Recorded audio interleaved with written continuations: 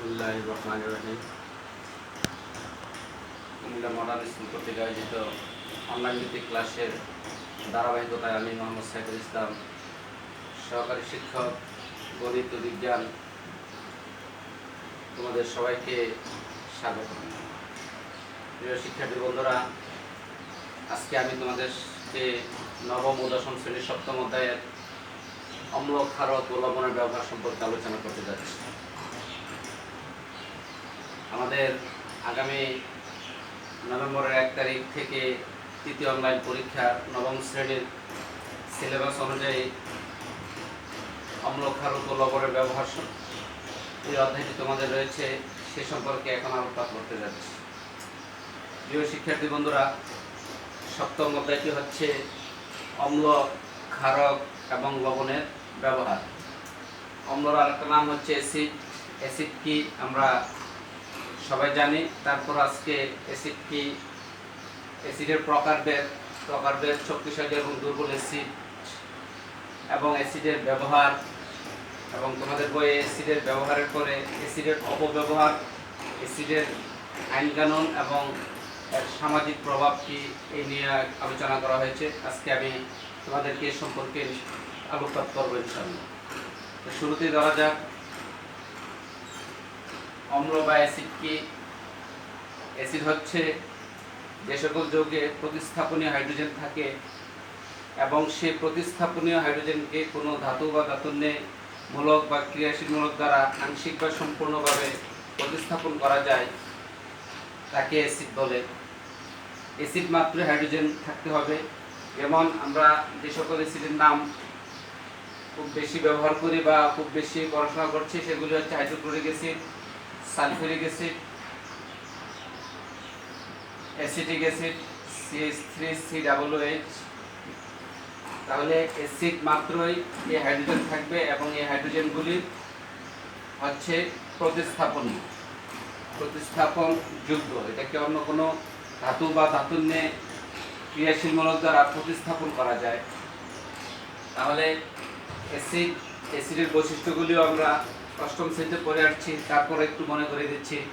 অ্যাসিডের ব্যবহার হচ্ছে অ্যাসিড নীল লিটমাসকে লাল করে, অ্যাসিড জলীয় দ্রবণে H+ আয়ন দেয়।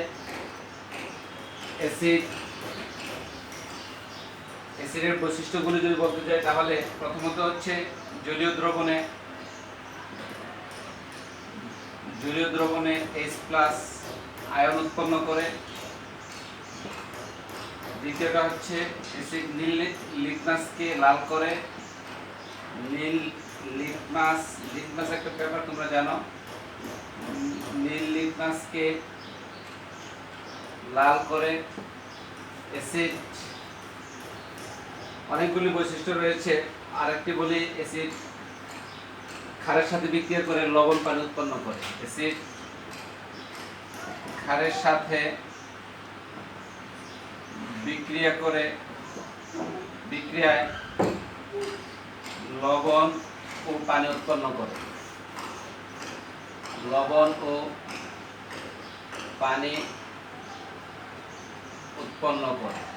অ্যাসিডের আরো কয়েকটি বৈশিষ্ট্য রয়েছে, তোমাদের বিজ্ঞান বইয়ে সবগুলির ব্যাখ্যা নেই, জাস্ট আমি 2-3টি বৈশিষ্ট্য এখানে দিলাম। এগুলি খুব ইম্পর্টেন্ট অ্যাসিড বোঝার জন্য। দ্বিতীয় প্রশ্নটি ছিল যে অ্যাসিডের প্রকারভেদের মধ্যে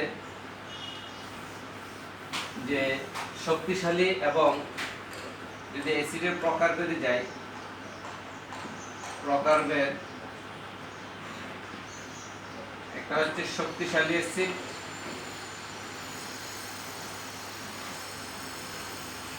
আর একটা হচ্ছে দুর্বল অ্যাসিড।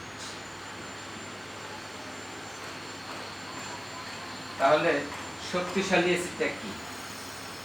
শক্তিশালী অ্যাসিড হচ্ছে যে সকল অ্যাসিড জলীয় দ্রবণে সম্পূর্ণভাবে আয়নিত হয়, সম্পূর্ণভাবে বিয়োজিত হয়, তাদেরকে বলা হয় শক্তিশালী অ্যাসিড।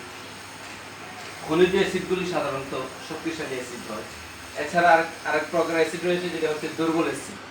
যে সকল অ্যাসিড জলীয় দ্রবণ সম্পূর্ণভাবে আয়নিত হয় না বা বিয়োজিত হয় না, তাদেরকে দুর্বল অ্যাসিড বলে। শক্তিশালী অ্যাসিডগুলি আমরা যেমন একটু আগে যে কয়েকটি অ্যাসিড লিখেছিলাম, এর মধ্যে hydrochloric acid, sulphuric acid, nitric acid, এগুলি হচ্ছে শক্তিশালী অ্যাসিড। আর দুর্বল অ্যাসিড হচ্ছে যেমন ইথানোয়িক অ্যাসিড, যেটাকে আমরা ভিনেগার বলি, ইথানোয়িক অ্যাসিড, অক্সালিক অ্যাসিড,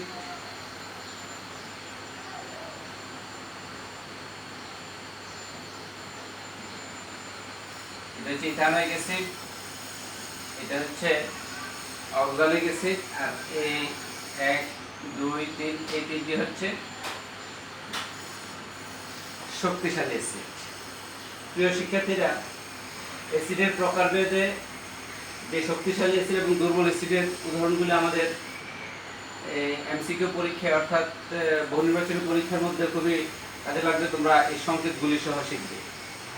আমাদের পরবর্তী টপিক ছিল প্রাত্যহিক জীবনে অ্যাসিডের ব্যবহার। প্রাত্যহিক জীবনে অ্যাসিডের ব্যবহার সম্পর্কে যদি আমরা আলোচনা করতে যাই, তাহলে দেখা যাবে যে অ্যাসিডের অনেক ব্যবহার রয়েছে। অ্যাসিডের ব্যবহার ব্যাখ্যা করে আসলে শেষ করার নয়। আমাদের শিল্প কারখানা থেকে শুরু করে যে কোনো ছোট জিনিস উৎপাদনেও আমাদের অ্যাসিড ব্যবহার রয়েছে। অ্যাসিডের তোমাদের বইয়ের বিজ্ঞান বইয়ের যে অ্যাসিডের ব্যবহার সম্পর্কে ব্যাখ্যা করেছে, তার শুরুতেই বলেছে যে আমাদেরকে যে বিচ্ছু অথবা বুলতা এই জাতীয় কোনো পোকামাকড় যখন কামড় দেয়, তখন আমরা ব্যথা অনুভব করি। এই ব্যথাটা অনুভব করি, এখানে একটা হিস্টামিন নামে এক ধরনের ক্ষারক পদার্থ প্রবেশ করে। এটা দূরীকরণ করার জন্য যে মলম ব্যবহার করা হয় তা এক ধরনের অ্যাসিড। তো এছাড়া আমাদের পেটে যখন গ্যাস্ট্রিকের ব্যথা হয়, তখন আমরা সেই অনেক সময় দেখা যায় যে মাংস পোলাও, বিরিয়ানি, পোলাও এগুলি খাওয়ার পরে আমরা এক ধরনের কোমল পানীয় পান করি, যেটা হজমে সাহায্য করে, সেটা এক প্রকারের অ্যাসিড। প্রিয় শিক্ষার্থী বন্ধুরা,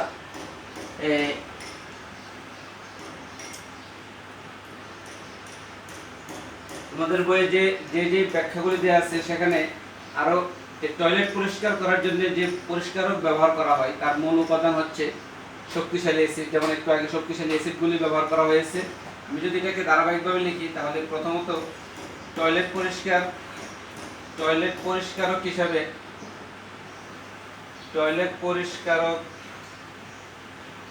হিসাবে শক্তিশালী অ্যাসিড ব্যবহার করা হয়। শক্তিশালী অ্যাসিডগুলো ব্যবহৃত হয়। দ্বিতীয়ত তোমাদের বই দেয়া আছে সার উৎপাদনের জন্য। সার হচ্ছে একটি অতি প্রয়োজনীয় উপাদান, যা আমাদের ফসল উৎপাদনের জন্য ব্যবহৃত হয়। সেখানে যে অ্যামোনিয়াম, নাইট্রেট, এগুলি হচ্ছে সার উৎপাদনের জন্য এগুলি ব্যবহৃত হয়। অ্যামোনিয়াম নাইট্রেট, অ্যামোনিয়াম সালফেট এবং অ্যামোনিয়াম ফসফেট।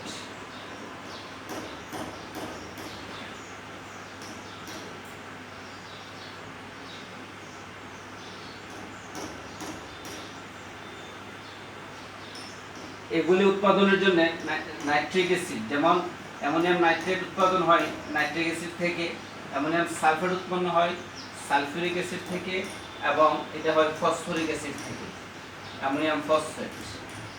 তাহলে আসলে প্রত্যেকটা শিল্প কারখানায়, যেমন যে কোনো ম্যানুফ্যাক্টরিতে আমাদের অ্যাসিডগুলি ব্যবহার করা হয়। স্বর্ণাহরণে অ্যাসিড ব্যবহার করা হয়, ধাতু উত্তোলনে অ্যাসিড ব্যবহার করা হয়। তো অ্যাসিডের ব্যবহার ব্যাখ্যা করে আসলে শেষ করার নয়। তোমাদের বই আরও দেওয়া আছে যে বিয়ে বাড়িতে দাওয়াত খাওয়ার পর বোরহানি বা দই খেলে যে দই খাওয়ার মধ্যে যে উপকারিতাটা পাই, সেটার মধ্যে একটা ল্যাকটিক অ্যাসিড রয়েছে। এছাড়া তোমাদের বিজ্ঞান বইয়ে খুব বেশি ব্যাখ্যা দেওয়া নেই আসলে। তাহলে অ্যাসিডের ব্যবহার সম্পর্কে আমরা এখানে বুঝতে পারলাম। তারপর টপিক হচ্ছে অ্যাসিডের অপব্যবহার। এবং সামাজিক আইন কানুন এগুলি সম্পর্কে তোমাদের বই একটু ব্যাখ্যা দেওয়া আছে যে আমাদের সমাজে কিছু কিছু দুষ্ট চরিত্রের লোক রয়েছে যারা অন্যদের শরীরে অ্যাসিড ছুঁড়ে মারে। তো অ্যাসিড ছুঁড়ে মারার ফলে যেমন যার শরীরে মারলো তার শরীরটা জলসে যায়, মুখমণ্ডলে অ্যাসিড করলে সেটি বিকৃত হয়ে যায়। সে কারণে অ্যাসিড সন্ত্রাসের শিকার হয় তারা তাদের বিকৃত চেহারা জনসম্মুখে নিয়ে আসতে চায় না, এমনকি অনেক ক্ষেত্রে আত্মহত্যার পথও বেছে নেয়। তাই অ্যাসিড সন্ত্রাসের কারণে সমমনাময় এবং মেধাবী ছাত্রছাত্রীদের, বিশেষ করে ছাত্রীদের এবং গৃহবধূদের এই সমস্যাটা আমাদের সমাজে কিছু দেখা যায়। তো অ্যাসিড সন্ত্রাসের বিরুদ্ধে আমাদের সবাইকে সোচ্চার হতে হবে। তাহলে অ্যাসিডের অপব্যবহার সম্পর্কে আমরা জানলাম। তাহলে এবার অ্যাসিড ছোড়ার শাস্তিটা কি? তোমরা জানবে যে অ্যাসিড ছোড়ার একটি মারাত্মক অপরাধ। বাংলাদেশ নারী এবং শিশু নির্যাতন আইন 1995, নারী ও শিশু নির্যাতন আইন 1995 অনুযায়ী, অর্থাৎ 1995 সালে এই আইনটি পাশ হয়েছে। অ্যাসিড ছোড়ার শাস্তিটা হচ্ছে যাবজ্জীবন কারাদণ্ড থেকে মৃত্যুদণ্ড পর্যন্ত হতে পারে। তাহলে এটা সর্বোচ্চ শাস্তিটা হচ্ছে যাবজ্জীবন।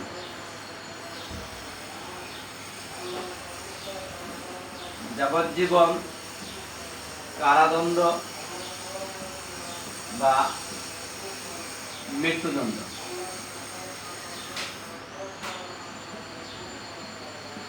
এটা হলো অ্যাসিড ছোড়ার শাস্তি। তাহলে আমাদের সবাইকে অ্যাসিড ছোড়ার ভয়াবহতা সম্পর্কে বুঝতে হবে এবং অন্যদেরকে সচেতন করতে হবে। আমাদের বিজ্ঞান বইয়ের পরবর্তী টপিক হচ্ছে যে পাকস্থলীতে অ্যাসিডিটির কারণ এবং তার সঠিক খাদ্য নির্বাচন। প্রিয় শিক্ষার্থী বন্ধুরা, পাকস্থলীতে খাদ্য হজম করার জন্য একটা অত্যাবশ্যকীয় অ্যাসিড হাইড্রোক্লোরিক অ্যাসিড উৎপন্ন হয়। অ্যাসিডের মাত্রা যখন বেড়ে যায় তখন আমরা পেটে ব্যথা অনুভব করি, এটাকে আমরা পাকস্থলীর অ্যাসিডিটি বলি। এখন প্রশ্ন হলো যে যদি এটা বেড়ে যায় তাহলে তার মাঝে অন্যতম ইয়েটা হচ্ছে খাদ্যদ্রব্য। আমরা যেসব পানীয় বা ফলের রস পান করি তার প্রায় সবই হচ্ছে অম্লীয়। যে সকল খাবার খাচ্ছি তার অধিকাংশ থেকে যে টক খাবারগুলি যেগুলি খাচ্ছি এগুলি কোনো না কোনো একটি জৈব অ্যাসিড।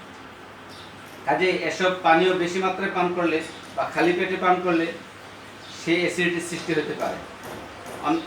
এছাড়া অতিরিক্ত মাত্রাতিরিক্ত চা, কফি এবং এগুলি থেকে অ্যাসিডিটি হয়। বেশি ভাজা, তেলযুক্ত, চর্বি জাতীয় খাবার পাকস্থলীতে অ্যাসিডিটির পরিমাণ বাড়িয়ে দেয়। এছাড়া আরও দেওয়া আছে যে পেঁয়াজ, রসুন, মরিচ এবং অতিরিক্ত মশলা এসব খাবার ফলে অ্যাসিডিটি বাড়ে। বাচ্চারা যে চকলেট খায় সেই চকলেট থেকেও অ্যাসিডিটি বৃদ্ধি পেতে পারে। এখন এই অ্যাসিডিটি থেকে দূর হওয়ার জন্য আমাদের কি পন্থা অবলম্বন করতে হবে? প্রথমত তোমাদের বই যে কয়েকটি টপিক দেওয়া আছে সেগুলি হচ্ছে খাদ্যদ্রব্য বা পানীয়র কারণে অ্যাসিডিটি হয় সেগুলি অতিরিক্ত গ্রহণ না করে পরিমিত পরিমাণে গ্রহণ করতে হবে। দ্বিতীয়ত দেওয়া আছে বেশ কিছু খাদ্যদ্রব্য আছে যেগুলি খাদ্যধর্মী, ফলে অ্যাসিডিটি নিষ্ক্রিয় হতে পারে। যেহেতু যদি অ্যাসিডিটির পরিমাণ বাড়ে আমরা এমন খাবারটা বাছাই করব, এমন খাবারটা খাবো সেই খাবারে কিছু খাদ্যধর্মীটা একটু বেশি রয়েছে। এসব খাবারের মধ্যে রয়েছে যেমন পুঁই শাক, পালং শাক, গাজর, সিম, লেটুস পাতা, এগুলি আমাদের খেতে হবে। কিছু কিছু খাদ্য শস্য রয়েছে যেমন ডাল, মিষ্টি, ভুট্টা, অ্যাসিডিটি কমাতে সাহায্য করে। এছাড়া মাখন, ছাগলের দুধ থেকে তৈরি মাখন, সয়া দুধ, বাদাম, এগুলিও ক্ষারধর্মী, এগুলি অ্যাসিড কমাতে সাহায্য করে। প্রিয় শিক্ষার্থী বন্ধুরা, এরপরে আমাদের এই অধ্যায়ের মধ্যে পিএইচ সম্পর্কে একটু আলোচনা করে আজকের ক্লাস শেষ করব। পিএইচটা কি এবং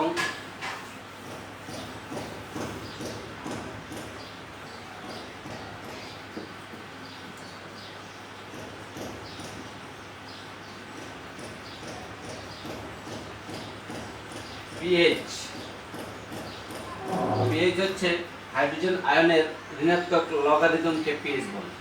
অর্থাৎ সহজ কথায় পিএইচ দ্বারা আমরা কোনো একটি বস্তুর পিএইচ এর মান দ্বারা কোনো একটি বস্তু ক্ষারীয় না অম্লীয় না নিরপেক্ষ তা আমরা নির্ধারণ করতে পারি। পিএইচ এর মাত্রাটা হচ্ছে 0 থেকে 14 পর্যন্ত। তাহলে এখানে 7টা হচ্ছে নিরপেক্ষ, এটাকে বিশুদ্ধ পানির পিএইচ হচ্ছে 7, আর 0 থেকে এই 7 এর আগ পর্যন্ত যেটা এটা হচ্ছে অ্যাসিডীয়,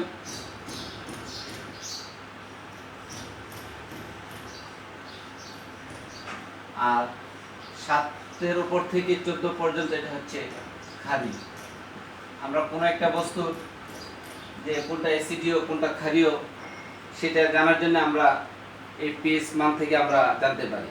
অর্থাৎ 7 থেকে যত কম হবে সে তার অ্যাসিডিটিটা তত বেশি হবে, আর 7 থেকে যত উপর দিকে যেতে থাকবে তার ক্ষারকত্বটাও তত বেশি হতে থাকবে। যেমন আমাদের ধমনীর রক্তের পিএইচটা হচ্ছে, রক্তের পিএইচ আমাদের 7.4।